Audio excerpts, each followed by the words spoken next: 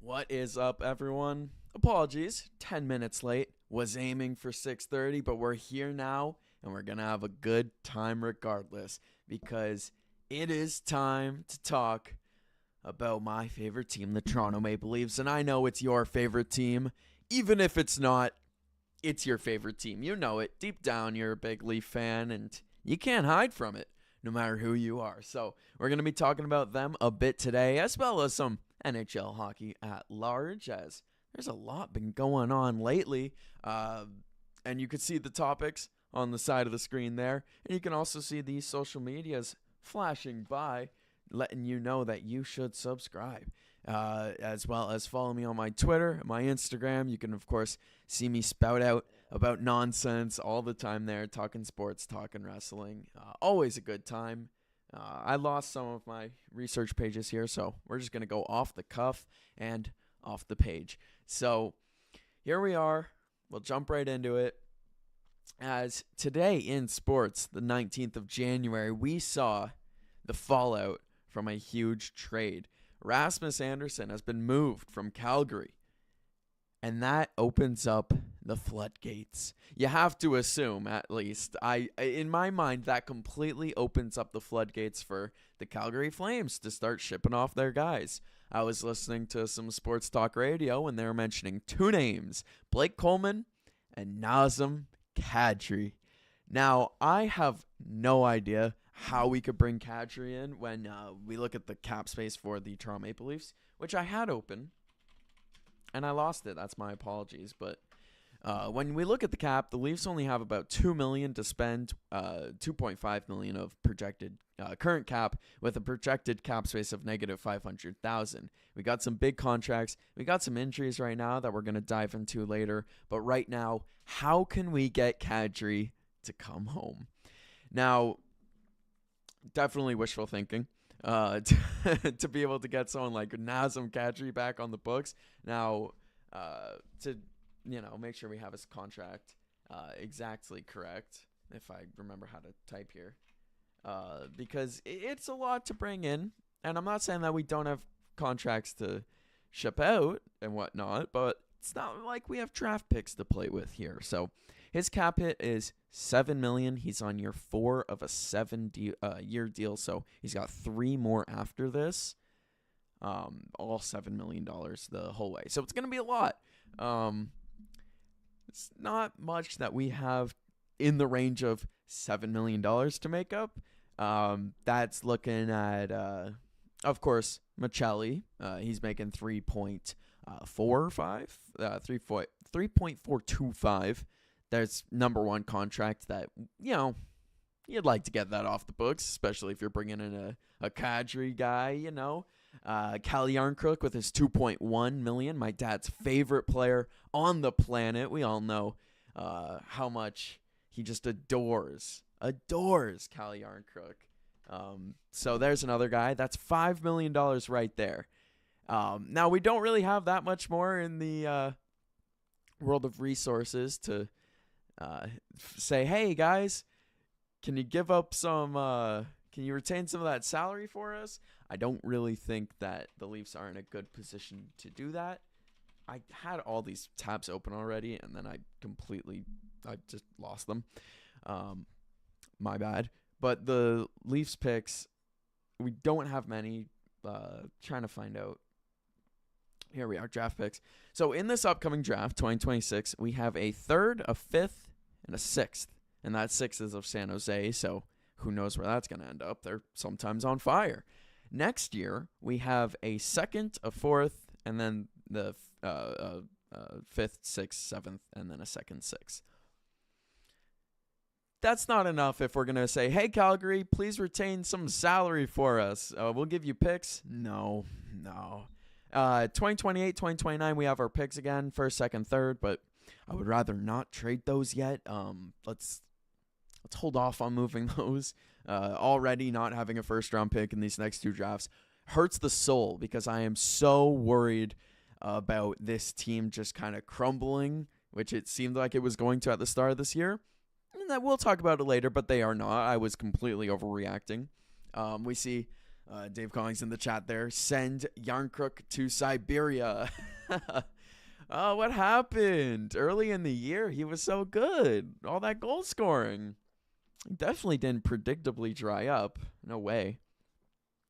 So, there's that. Looking at defensive contracts that we can move. I mean, Brandon Carlo is one of those guys, but I would love to see him be back in the lineup regularly and be good again, especially come playoff time. That's just going to be such a big name guy to have. But there's some surprising contracts on this decor. Matt Benning is making $1.25 million. You're saying we can add that into a trade just to, make the pot that much more close. That's not the right phrase. That much closer. That's it. There's possibilities here. And then we have, of course, depth forwards like Stephen Lorentz. And then the big question, which we do see in the chat there, do you think Calgary asks for Cowan in a Kadri trade? Because that's where the real hang-up here is. Kadri is still a very valuable player. He's going to be a great 2C on a championship-level team, depending on who trades for him. And I would prefer it to be the Leafs. I'd prefer us to load up. He's got 33 points in 48 games, 8 goals, 25 assists. We all know Nazem Kadri. We all know how he plays. Anyone who's watched the Leafs, not even a fan, he's just one of the most noticeable players of all time. And I would love to have him back, regardless of the age, regardless of that contract. And yeah, Cowan would be the guy you ask for from this Leafs team. At the end of the day, you ask for Cowan or you ask for...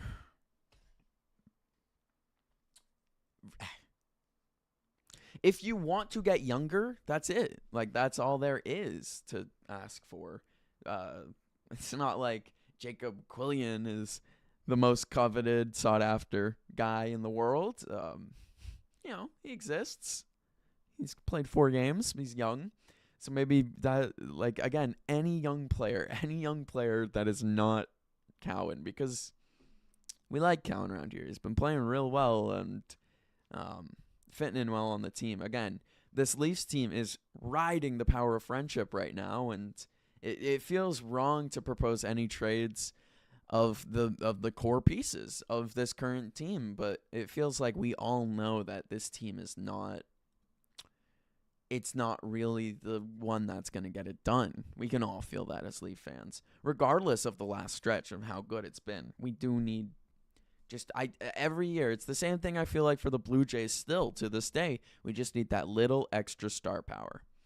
And then we see a little mock trade here. Cowan and a second for Kadri. Now, that will have to be our 2027 second. We don't have our second this year. I doubt they do that. Maybe they would do a second and a fourth, and then that bleeds us dry completely in 2027. And then we don't have our fourth in 2028. Again, I think also Cowan in a second, we also still have to make up $6 additional million. So that's going to have to be Cowan. Again, going back over to the team contracts, that's going to have to be, let's look here. Again, Cowan, he's on his rookie deal, of course, $173,000. Added on with Michelli, 3.4. That gets up to $4 million. And then you add in Cal Yarncrook for $2 million. We're now at $6 million. Like, we are adding a lot of bodies where it's like we have to be taking some contracts back at the end of the day. There's so much that goes into this. I have no idea what we're gonna do for trade season. I'm not very envious here. Carlo as well. There's $3.48 million to potentially get over that $7 million and then take back another contract just so we stay with like the contract's threshold. There's so many things to go into this trade, and it's so complicated. It is so complicated right now. I'll look up right now if there's any mock trades right now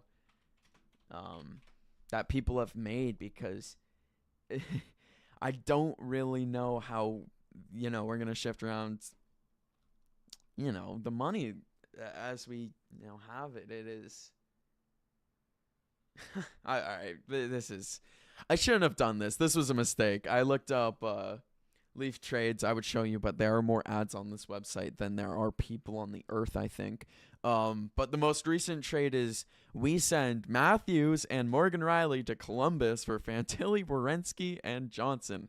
No, this is, ugh. Toronto sends Hopkins and a third this year in 2026, which if we look at our draft picks, yep. If we do this, we will not pick until the 5th round. And then they just want Carson Soucy back from the Rangers, which is not enough. Okay. All right. This is it. That's what I get for looking up Leaf trade rumors online. And that's kind of symbolic of how it feels right now to try to make trades and to try to theorize what this team can do, because we are in cap hell right now with this team and the amount of picks that we have. No flexibility to make trades, and a lot of the time here, we're not going to have leverage. We might have to wait till the last minute to do any trade for a guy like Kadri or a Kadri level, and that's what I want, being, a greedy Leafs fan. I want to see the Leafs get the best possible player, and especially if it's Nazem Kadri. It's just, there's so many moving parts here where I'm so confused. I'm so I don't know how to make it work and to make the Calgary Flames actually happy, to not be absolutely fleecing them in a trade like this, because there's so many just like moving parts that I don't think line up, and that's the big thing there. And a big thing also with parts not adding up is we don't have a lot of guys that are healthy, and I'm not fully sure on the rules are for trading players that are not healthy, such as guys on the IR. Again, contracts that can be moved that are currently injured, or guys like Dakota Joshua at 3.25. He could be a great trade piece just as contract leverage, not leverage, but contract makeup. Sure, we'll use that word. Another guy that's injured but would be a great contract to move off the books. I mean, not great. Let me not say that. But it's money to move off the books is $800,000 from Dakota Maris. Probably not a guy that's ever going to fit in. So I agree with you in the chat there. Personally thinking that the Leafs stand pat. Yeah, all signs point in that direction. It just does not make a ton of sense, really, to change it up. And especially because it's a core that's gelling. It's a core that's gelling really well, even despite the current injuries. So to continue talking about the guys that are on the IR, this is the big one. Other than Tanev, no Nylander, and not for a while. A little bit of water, and now we're going to hop into it. So we've been without Nylander for a little bit now. This has been known. Which sucks because I thought this was going to be the 100-point year for our boy William Nylander. It has not been. And that's all I'm going to say about that, mostly because of injuries. He's been good. It's just, let's find this last game that he has played here. Game logs. The last game Nylander played was against Vegas on the 15th. But before that, he played a stretch between the 10th and the 15th where he played 4 games. Before then, he had missed 14 days, 2 straight weeks because of this same injury here, going from the 27th to the 10th. And now there's no timetable. Berube, quote, "Not sure when Nylander will be back." So do with that what you will. It scares me personally. I hate it. Looking at the depth for this Leaf team, we can't afford this right now. We really can't. That makes our top line McMahon, Matthews, Domi. Our second line, Machelli, Tavares, Lawton. Our third line, Cowan, Waugh, Robertson. And then that fourth line, Lorentz, Quillian, Yarncrook. Yikes. Like, mega yikes. Like, super, ultra, mega awful yikes. Wow. throw up in my mouth a little bit. I mean, we might be able to win games, but let me not also skip over the defense here, where we got Riley and Carlo, top line, we're back, top pair. As much as I don't like Morgan Riley, top pair, we're back. Second pair, Oliver Ekman-Larsson and Jake McCabe. I like them. And then Benoit and Stetcher on the final pair. It would be so nice to have Tanev in that group. It would be chef's kiss. Such a good defensive rotation, but that's still good. And then, of course, Wall is healthy, and Hildebeest has not been that bad. So, again, it's everything but this forward group. And, hell, if Marner was still here, I'd be saying the same thing. It's the depth. It's the secondary guys to step up. And, hey, maybe all this Kadri talk is a mistake because it's a winger that we really need. I don't like seeing it's Michelli being that 2C or the second left winger. He's not good enough for it. We all know it. And then Lawton is having to step up huge right now rather than being the third-line center. And, well, sometimes I feel like he actually plays with Tavares a good amount. It's just it's just star power. Things that we're used to seeing as Leaf fans through this Core 4 era that we just do not have right now. Very clearly do not have right now. And so with no possible return, it's requiring a huge step up from Austin Matthews. And, well, he has done just that. As it has been the return of the return of the Austin Matthews to the player that we all know and love him. Got inside reporting from my buddy Nick Huron saying that Matthews looks like he used to. Nothing like the beginning of the season. His step is back. He's exploding into the areas of the ice that he wasn't before. And that shot, wow, that shot. So that's not exactly verbatim, but that is basically what he said to me over text. And this is a guy that I know watches the Leafs no matter what. Even when he's at work, they got a TV of the Leaf game on. So, he's a guy that even when I'm slacking, I will forever take his word for the Toronto Maple Leafs. So if he says Matthews is back, well, Matthews is back. And, well, his last 5 games looking at Big Poppy, well, no, just looking at Poppy, that's his nickname, is pretty good. It's 6 points with 3 goals, 3 assists. A couple multi-point games in there, one against Colorado, one against Winnipeg, and, again, winning games. We have been winning games even without Nylander. We've only had Nylander for 4 games here. And, well, in the last 10 games for this Toronto Maple Leaf squad, they are 7-1-2. And both those two were overtime losses. We don't have time for the shootout. We will lose in the overtime like gentlemen. And I appreciate them for it. I would rather them win. But hey, screw the shootout. Either way, Matthews, since the start of January, that has just been one of the stretches of hockey. I would say one of the best for him, but this is Austin Matthews. This is stuff that we're used to seeing for a guy that, former Hart winner. In his last 8 games, 8 games? No. In his last 9 games. I can do math. Of course, because the Leafs have played. Has he played one? All right, no. 8 games. Wait. I can't do math. Not my strong suit. This is why we're talking about sports. It's 9. It's 9. I don't know why I thought he missed. He's not missed a game in January. I don't know why I kept thinking he missed a game in January.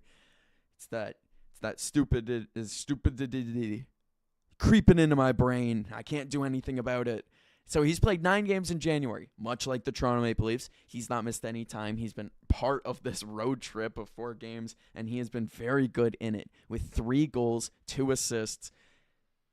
We're not winning every game, of course. 2 losses, 2 wins in the road trip. 3 of those games going to overtime. They're playing a lot, and he's shouldering a huge load here. Played 25 and a half minutes against Colorado. And in this stretch, 9 games played, 13 points. 9 goals, 4 assists.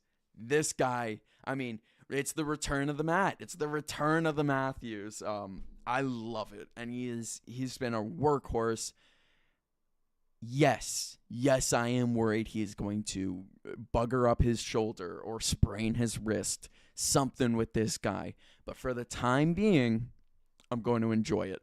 So it's the return of what we know and love Austin Matthews to be. And it did not require firing Berube to do it. Yes, good. I don't like any Leaf fans that were on that side of the fence, of the Fire Berube fence. This guy's in his second season with this team. I mean, let's give him some time. So, anyways, Matthews is back. So excited. Of course, we have our game tonight is at 7:30, so we're going to move on from our Matthews talk, and we're just going to talk about January in review, get some context on this season so far, and then we will, of course, get into the game tonight and how I'm feeling about it and how you should feel about it too. So, Toronto Maple Leafs. I've been enjoying in what I've been seeing in this month so far. It's been 9 games, and in those 9 games, it's been great. I mean, 6 wins, 1 loss, 2 overtime losses. We were on a 4-game road trip, and we collected points in 3 of the 4 games while winning 2 of the 4 games. I will take a 2-1-1 road trip against some of the tougher opponents, the Avalanche, the Knights, the Mammoth, who are sneaky good this year, and then the Jets, who we should always beat the Jets. The Jets are trash.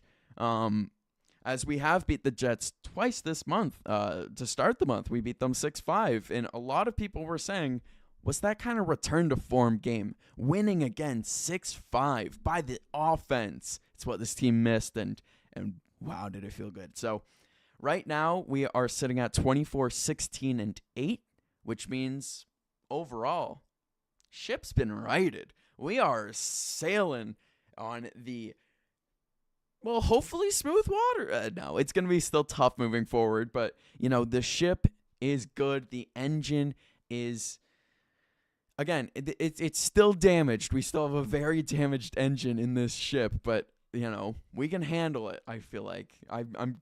I'm getting confidence from this team, and why not? I mean, looking at the games that we have played so far and the goals for, there is only 1 game where we didn't score 2 or more, and there's only 2 games where we didn't score 3. In this stretch, it was a 6-3-4, 2-5-4, 1-5-4. What a stretch. What a goal-scoring stretch, and the defense, it sometimes looks like Leafs of old, of course, giving up 5 goals, 4 goals, 6 goals, 6 goals. Not good games. But flip that coin the other way. Take the negativity glasses off. Against Florida, 1 goal. Against Philly, 1 goal. Against Vancouver, blanked them. We continue, and then on this Western Conference road trip, 3 goals, 6 goals, 6 goals, 3 goals. Not the greatest. But before that, that was a great stretch before. So we'll focus on that. Very fun January. Wool is getting into that form that, I mean, it's not quite playoff Wool. That's a very special goaltender for a lot of Leaf fans. But he's getting close to that level. And if he could be playoff Wool regularly, sky's the limit. Sky is the limit. That is a goaltender that can carry a subpar defensive game. And if he could pull that out regularly, I mean, we might need him to moving forward. But if he could pull that out regularly, then we are smooth sailing. Looking at the standings here, we looked at it the last time we were live, but that was before I went on vacation, and lots has changed in that time, such as the Bruins surging. We do not like this. We do not like this at all. It makes me quite angry, as a matter of fact. The Bruins are now 4th in the Atlantic Division, and in that first wild card spot. Ignore me itching my ear. I don't know why it's so itchy. The Bruins are at 58 points in 49 games played. The Leafs are at 56 points at 48 games played. If we win our next game, we're tied with the Bruins outright for the first wild card spot.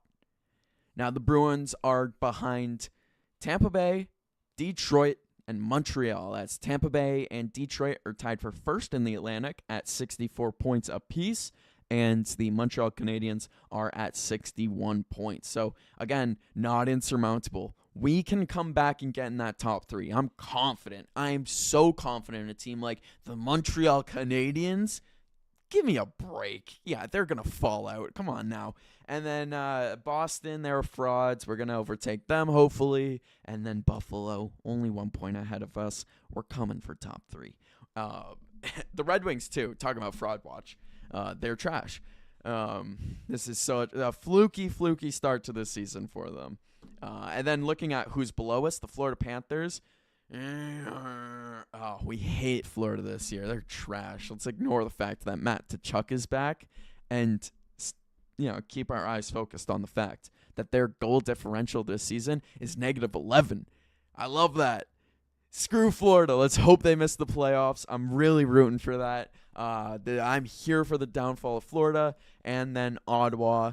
I pity the fool that cheers for the Ottawa Senators. That's a fate worse than death. Looking over at the Metro, the Capitals and the Flyers are the two teams that are outside the playoffs for them. They're at 54 and 52 points respectively.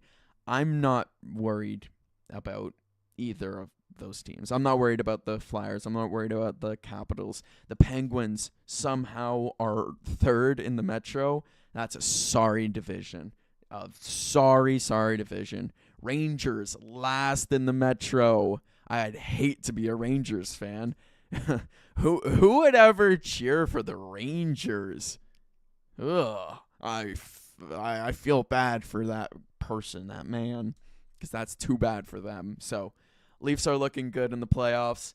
Looking good so far in January, but we will talk about the rest of the month as we have 7 games left to play it's a busy month. 16 games in 31 days is, we are piling them on. And this game tonight, it's going to be tough. The first game back from a road trip.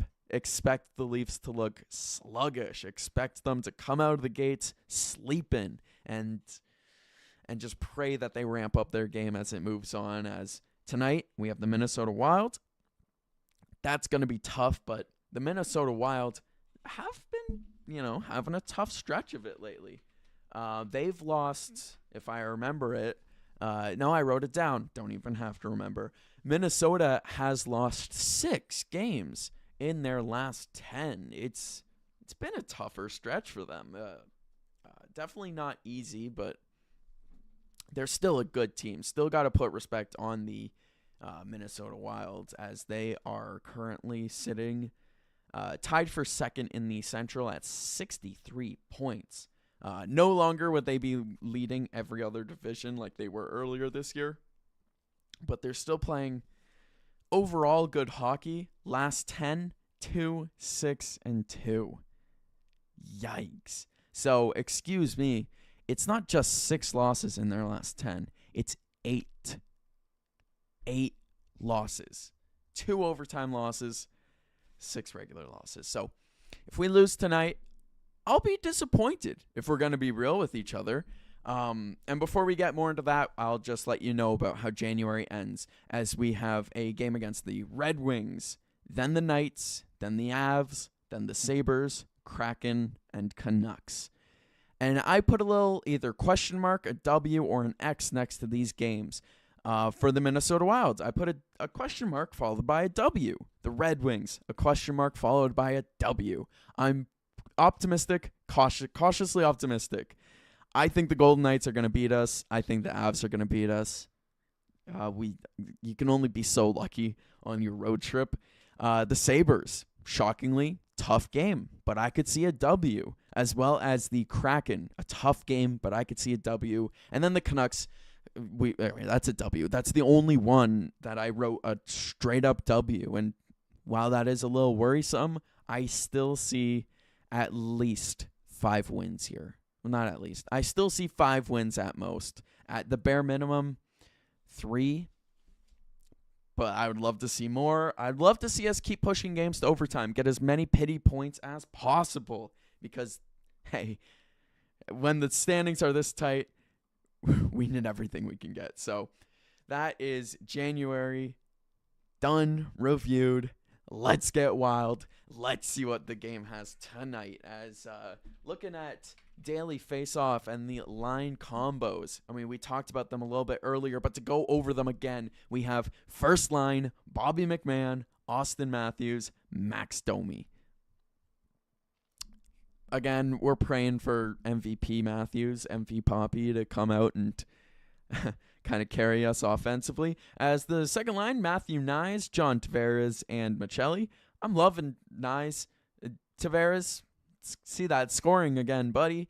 It's been a little cold stretch. Would love to see him ramp back up.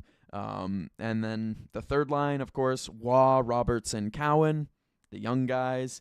Somehow, some way, Robertson's actually getting good minutes and he's playing effective hockey. We'll see if he keeps that up tonight, as well as the Rents, Lawton, Yarncrook. The D pairs are going to be Morgan Riley, Brendan Carlo, Jake McCabe, Oliver Ekman-Larsson, Benoit Stetcher. Nothing crazy here. And the expected goalie tonight, going over to the starting goalies tab here. Confirmed. It's Joseph Wall. And then on the other side, it is going to be Philip Gustafsson starting for the Minnesota Wild, as they're battling some health issues in their own right. Of course, very injured in this recent stretch. It is Joel Eriksson Ek on IR, joined by Jonas Brodin, Matt Boldy, Zach Bogosian, and then Marcus Johansson is just out. But that's 4 guys who play regular minutes, all out on IR. In their spot, stepping up, are guys like Brock Faber, young defenseman playing with Quinn Hughes. I like him a lot. I'm worried about facing him tonight. David Juracek, Damian Hunt, that's who we kind of have to pick on, that third pair. As Jacob Middleton and Jared Spurgeon, it's a reliable decor that we're going up against. It's really their offense that struggles with the lack of Joel Eriksson Ek, as Ryan Hartman, Matt Zuccarello, and Kirill Kaprizov make up their top line there. And yeah, Ryan Hartman leading the way. I think he does that normally. I don't really see him as that number 1 center. Now watch him bite the Leafs in the behinds now that I've said that. But looking at their lines, their second line is a 35-year-old, I think. No, 34-year-old Vladimir Tarasenko, Danila Yurov, and Yakov Trenin. Again, a 29-year-old in Trenin and a 22-year-old in Yurov. It's young, it's inexperienced. This is a team, a lineup that we have to take advantage of tonight, and we'll have to see if they can do it. Rounding off their lineup, it's Marcus Foligno, Hunter Haight, and Vinny Hinostroza,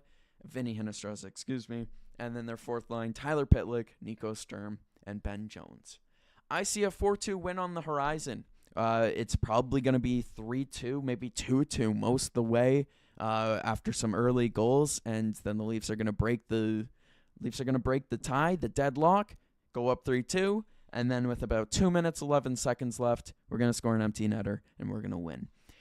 Check back in tomorrow, as I'm going to be live, and we'll see if I remember this prediction. I'll make fun of myself for it being wrong, or if I'm right, victory stream. Either way, thank you so much for tuning in. If you made it this far, I appreciate you. And until next time, peace.